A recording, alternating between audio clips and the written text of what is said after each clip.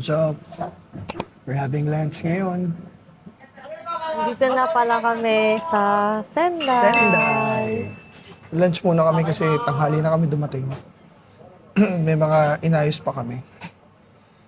So tara, kain muna tayo.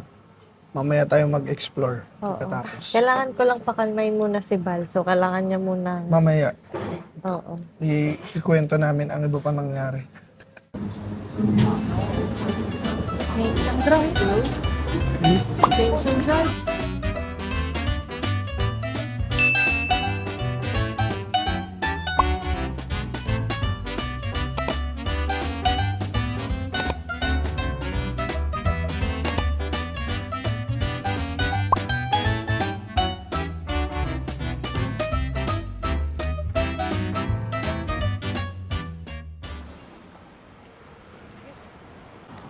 Konnichiwa! Welcome to Senday! So, nandito na kami ngayon sa Sendai, sa may Miyagi Prefecture. At magstay kami dito for about 4 days. 4 days and 3 nights. Yes. So, ito muna yung magiging base namin for a while. Kasi feeling namin ito yung pinaka-convenient way para dun sa mga iba pang pupuntahan namin. Yes. Kaya, and also, malapit na rin naman to sa Tokyo, I think. Correct. Oo. Pero yun nga, dun sa, meron pa kami kasing ibang pupuntahan na malapit dito sa Sendai. So, feeling namin, ito na yung best way to do this. Yup. So, andito kami ngayon sa Zoyhuden Temple. Zoyhuden. Zoyhuden. Oo, tama. Sa Zoyhuden Mausoleum. Mausoleum siya actually. Dito nakalagak. Dito nakalibing yung Founder legendary ng- founder ng Sendai. Yes. The legendary samurai na si Date Ang cute ng Masamune. doggy, balo. Diba? Siya ang founder ng Sendai. So ito yung resting place niya. So tara, tignan natin anong meron dito. So yung founder ng Sendai, he is also called the One-Eyed Dragon. Kasi nung bata siya, wala yung, nabulag yung isang mata niya. He lost his eye. Wow, English. Uy, may mga sakura na, oh. Oh man, talaga. Pero pa-start pa lang. So dito, pakit sa Mausoleo. Para kang nag-hike. Oh, pocket siya. Pakit siya eh. Na hindi hagdan, yung Oo, slope. totoo. Ganito, tignan nyo. Terrain. Yan. Pero buti na lang, Kumain kahit na papaano, kami. kumain na kami. Saka malamig. Hindi yung malamig na Na na masakit masakit sa balat Yung malamig na komportable. Ito siya, bakit rinig naman na hinihingal kami.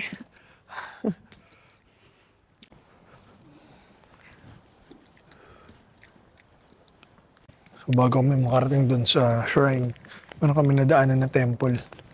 Yung Myokenji Temple. So parang ito yung unang makikita mo bago ka makarating dun sa taas. So pwede nyo ring puntahan kasi ang ganda. Isang tahimik, dahil puno. Fresco. Ito.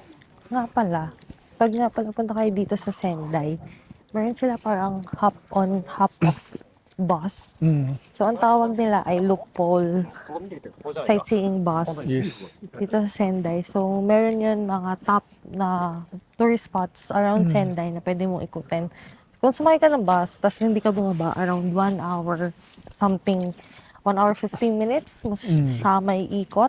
Correct. Tapos, yung unlimited pass or day Day tour. pass nila is 920 for adult and 490 for child para sa mga kids. So, kung gusto nyo mag-ikot ng day tour dito sa Sendai, pwede kayo kumuha ng pass para hindi na kayo intindi. Kasi 260 yung Pamasahe. bus. Oo. Yun yung ginawa namin kanina, sumakay kami doon. Although hindi kami kumuha ng pass kasi may mga pupuntahan pa kami. Oo, Sunod na na-out araw. dun sa sightseeing tour. I mean, sightseeing bus. Kaya hindi namin kinuha. Pero ang maganda din doon sa bus, parang nag-book ng tour. Totally, Oo. kasi may tourist guide na May nagsasalita nagsasalita, sabihin niya, sa monitor. tingin kayo dun sa left. Ito yung ganito university, ito yung ganitong area, nandito yung ganito, ganyan. Oo, habang nandun ka sa bus. So, sightseeing bus talaga siya. Saka classic yung itsura ng bus. Di ba? Tama. Kakaiba. So, yun lang. So, andito na kami sa entrance ng Zoyhoden, Mausoleum. Ito yung Zoyhoden. At akyat ulit. Hagdan naman this time.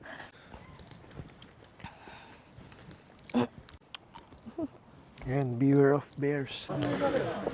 でも田舎出身の僕からしたらちょうどいいね。あ、これ出身じゃない？ Guys, tingnan nyo dito. Napapaligiran ng mga cedar trees. Ingat ka Ayun. lang doon sa hagdan, ah. Oo. Para ka nasa Togakushi Shrine. Ganda oh.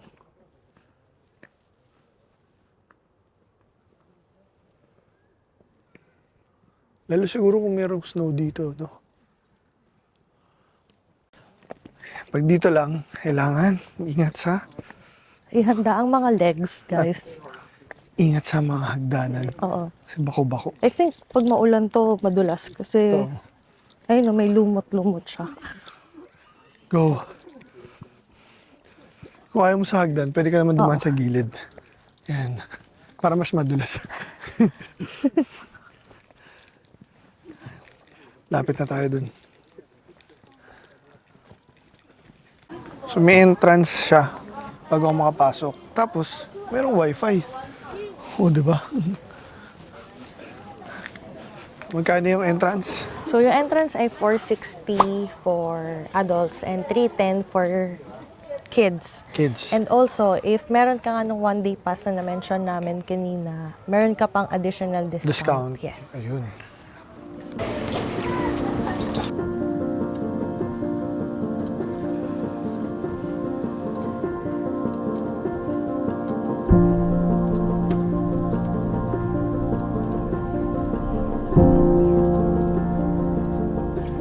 So, nandito na talaga kami sa Zoyhoden Mausoleum. Mausoleum. Yeah. So, andito yung remains ni Date Masamune. Samune. So, siya yung founder ng Sendai. And then, alam nyo ba, since siya yung master, so nang namatay siya, Yung mga alagad niya, ay, nagpakamatay din. yes. So, mga 20 sila na nagpakamatay. Oo, kasi nung Edo period, ganun pala yung ginagawa nila. So, pag nawala yung master mo, parang to pay respect. So, nandito yung mga, mga rebulto lang, mga namatay din sa gilid, no, sa labas ng mausoleum. Pero yung body remains sila, nandun sa mga family. Nasa family members. Tapos, by the way, ito palang whole mausoleum. So, itong place na to, nabomba to nung World War II. So, nirenovate na lang nila ulit. So, nasira siya noong time na yun. I-renovate lang nung mga 1985 siya natapos.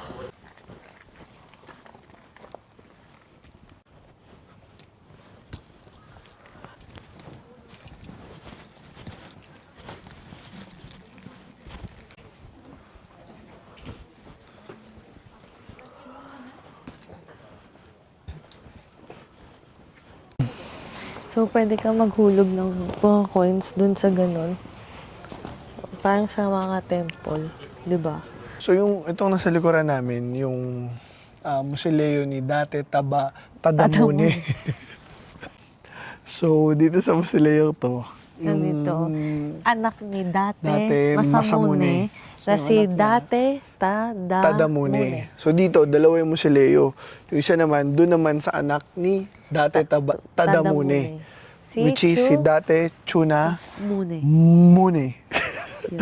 Iba kakaiba kasi yung mga pangalan nila eh. Pero sila yung founder ng Sendai. So, etong area na to actually, itong buong place is libingan ng mga dati. Oo, kaya dati. Dati. Anyway, so ayun, libingan. yung Oops. iba dito, meron pa yung mga anak nila. Kumbaga yung may- clan nila. Oo, yung clan Yung nila. nakalagay dito sa lugar na So, to. buong area to. Tapos, nasira to ng World War. Tapos, inayos lang ulit ng Japanese government. To commemorate, syempre, yung contribution nila. Especially dito sa Sendai.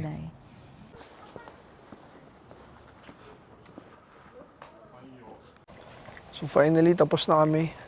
Ganap na kami ng ibang pupuntahan. Pababa kasi kaya nakagano kami. At syempre, nandito tayo sa Sendai at kailangan natin magbigay pugay sa ama ng Sendai. Sa pinuno ng Sendai. Kaya tayo nagpunta dito. Si Date. Masamune.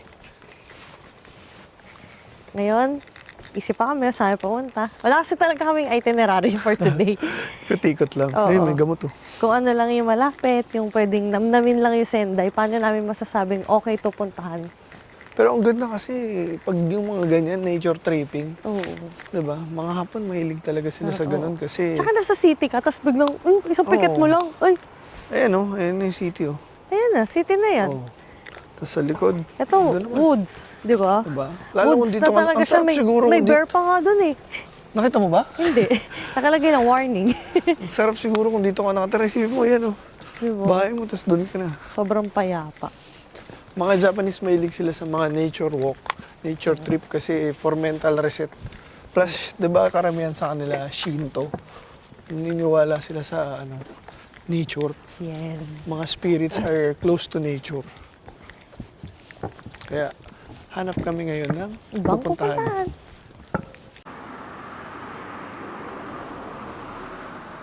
Pwede din dito sa Sendai kasi kaya pa. Alam mo yung parang kung gusto mo lang mag-relax. Kaya nga. Well, kasi isa pa lang naman yung pinupuntahan namin. Sana pagtanda namin ni Bal, katulad kami nung mga katabi namin. Oo, dito sila. Oh. Dito rin nakatira sa Japan. Lalakad-lakad, date-date lang, sightseeing dito. Tambay lang, kwentuhan sa buhay. Ang sarap. Sarap mabuhay. Sarap bumiyahe. Sarap magpunta dito. Sarap magpunta sa lugar na pinapangarap mo. Sarap pagmasdan ng mga mga duck. Fake duck yata yan eh. Hindi original yan, totoo, nakikita mo Oo. eh. Hindi yan peke. Japanese duck.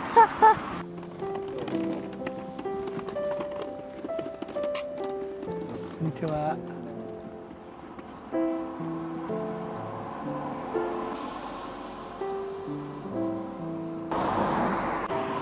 So, nandito kami ngayon sa may bridge.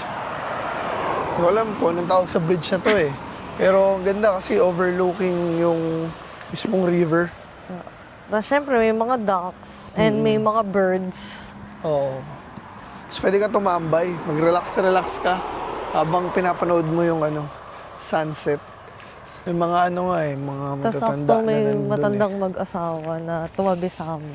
Oo. Kasi matanda na lolo-lola level, ganun. Tapos nakatambay lang sila, Nakakatuwa. pinagmasdan lang nila yung Tinignan sunset. lang din nila yung Tinitignan namin. Oo. So sana dumating yung panahon, ganun din kami ni Bal. Oo. Yun nga sabi ko Pagmamasdan eh. mo lang. Yun nga sabi ko kay Bal, sana ganun pa rin kami pag matanda na kami. Tapos nandito tayo sa Japan. Ganun din. May dala akong Saka ang galing eh. Alam mo yung Hinihilan. yung pag-alis nila, palis na rin tayo. Pero opposite tayo ng daan. Oo.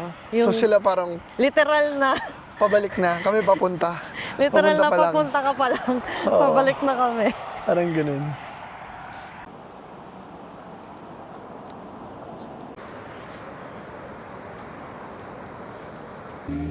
So guys, nandito na kami sa paanan ng castle.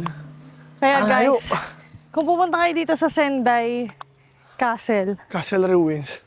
pag-isipan nyo mabuti. Or, Kasi hindi biro.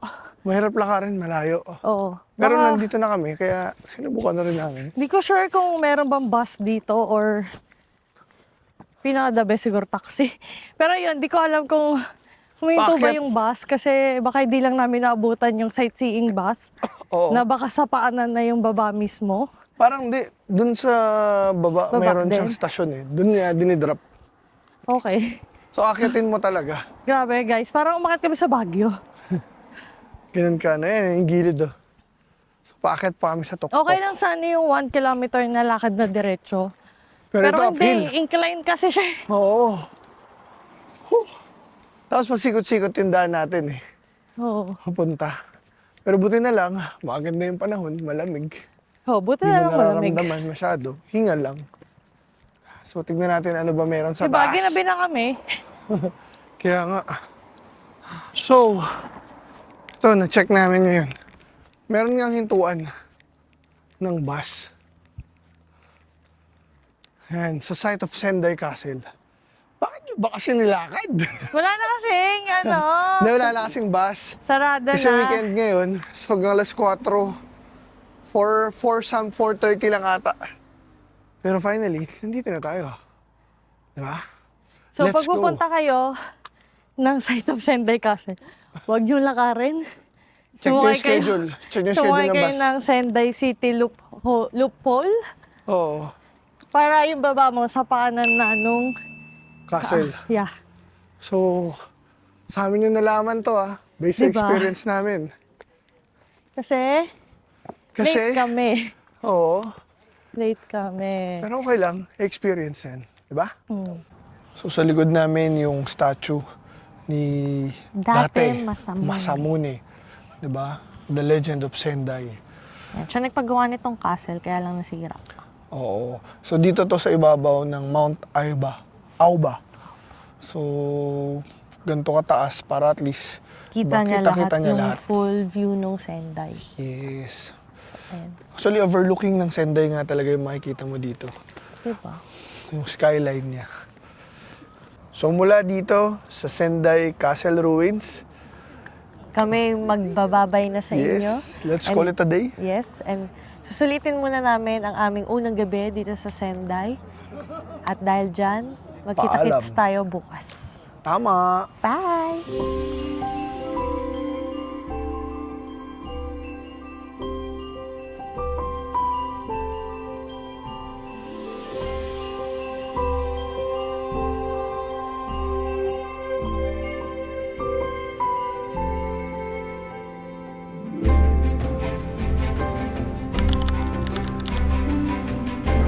What's up? So, sikat daw yung beef tongue dito sa Sendai. Sendai. And isa siya sa recommended and must try pag pumunta ka ng Sendai. Kaya Kasi ngayon, kakain kami. yun ang dinner namin. Very rich and juicy ang beef tongue dito. Wow! Wow! Ito na yung order. So, nandito na yung order namin na beef tongue. Yung in-order ko is kawami and yung kay Bal is yung salt. Salt. So, ang tawag dito sa beef tongue, gyutan. Gyutan. So, bakit nga ba popular yung beef tongue dito? Kasi, nagsimula to after World War II. So, parang maraming supply. Tapos, merong isang Japanese guy na nag-experiment kung anong pwede niyang gawin kaysa masayang. So, niluto niya, gidrill niya, and boom, yun na nag-start. Yung sobrang sikat. Kaya ngayon, tikman natin. Tikman natin.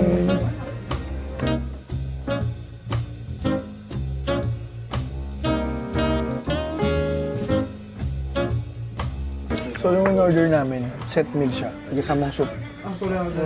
Tapos may side dish pa. May appetizer, may soup, may dessert. Sobrang lambot, guys. So, ang set nito, common kasama gyutan, which is beef tongue, barley rice, kaya pala ganun yung kanin, oxtail soup, saka pickles. Yun ang common set sa kanila. Tawag doon ay, shoku set. Ang sarap, tapos nakaka-beauty. Ayaw mabusin agad.